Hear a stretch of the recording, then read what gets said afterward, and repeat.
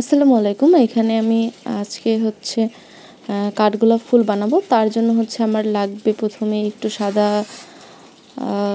রঙের super clay, এরপরে হলুদ রঙের সুপার ক্লেটা আমি এখানে অ্যাডজাস্ট করে, মোটামুটি কয়েতে সব আমি অ্যাডজাস্ট করব না, তাহলে এটা হলুদ হলুদ হয়ে যাবে, একটা অন্য রং ধারণ করবে। তাই আমি এখানে একটু সাদা আর একটু হলুদ মিক্স করে এখানে পাপড়ি বানিয়ে নিচ্ছিলাম। আসলে এটা হতে চাচ্ছিল না, এটা একটু বেশি পাতলা হয়ে যাচ্ছিল। পরে এটা এক পর্যায়ে ঠিক হয়ে গিয়েছে, আর আমি এখানে 5টা পাপড়ি এইভাবে করে বানিয়ে নিয়েছি এখানে।